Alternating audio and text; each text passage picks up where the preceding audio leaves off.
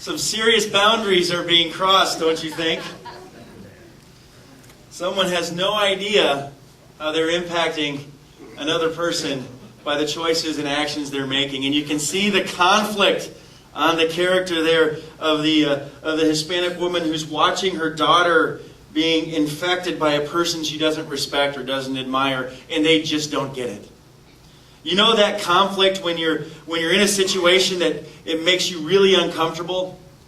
That conflict that when you're in a situation where you find yourself kind of over your head and you want to extricate yourself as soon as possible because boundaries have been crossed.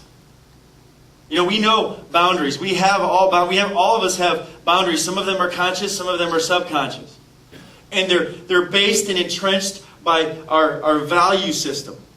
The system of values that we prioritize, not the stuff that we say. I'm not talking about, like the Miss America pageants where they're asked, what do you really want in life? And they all say world peace or to stop world hunger. I mean, not the stuff that we say that, everybody says. I'm talking the stuff that really forms us, the core values, which are often different than what we state. They define our actions and the things and the places we put ourselves and the choices that we make. And we all know when boundaries are crossed.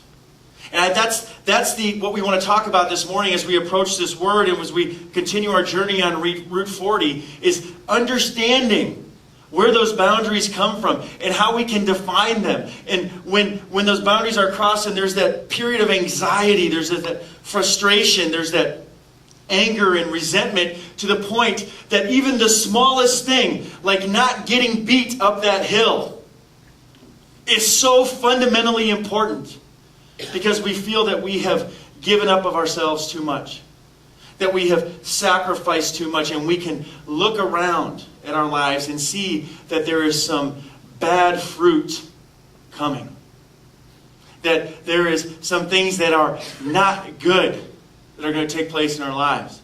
Now, I'm not talking about the material. I'm not talking about bad fruit meaning like we lose our job, or bad fruit meaning that we aren't successful in our career, or that our car breaks down, or we get in an accident by chance. And I'm not talking about stuff that's stuff that happens to us in the material. I'm talking the spiritual, the emotional, the long-term impacts of sacrificing your integrity, or mortgaging your self-worth, or crossing boundaries.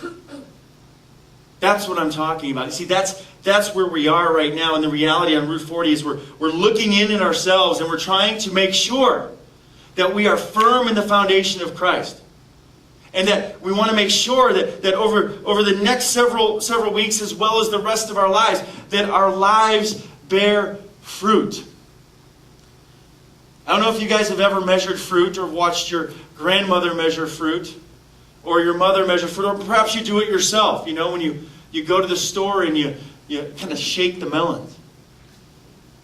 Or you go to the store and you squeeze the peaches and you put that one back. Of course, it's bruised now. Or you listen as you thump. Or what are some of the other ways that we measure fruit?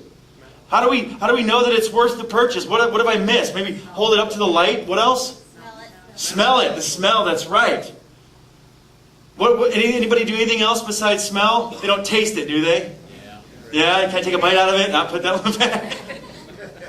See, we measure fruit because, we want to get the best. We want to get the best tasting fruit, the best conditioned fruit, so that when we eat it, it tastes good and we can enjoy it. You see, we have to look at our lives and start measuring the fruit of our lives. And I'm not talking about the material, people. I'm not talking about the fact that there might be some challenging things that happen in your life. I'm talking about measuring the fruit by being centered in Christ. By having your life centered in the foundation of Jesus Christ. Because with Him and through Him, you can do anything. You can survive anything. You can withstand anything. Let's look at the book of the Gospel of John. This Gospel of John, John 15, 1 through 5. and listen to these words about how Christ challenges us to remain in Him for the purposes of our lives bearing fruit. I am the true vine, and my Father is the gardener. He cuts off every branch in me that bears no fruit, while every branch that does bear fruit He prunes so that it will be even more fruitful. You are already clean because of the word I have spoken to you. Remain in me, and I will remain in you. No branch can bear fruit by itself. It must remain in the vine. Neither can you bear fruit unless you remain in me. I am the vine, you are the branches. If a man remains in me and I in him, he will bear much fruit. Apart from me, you can do nothing.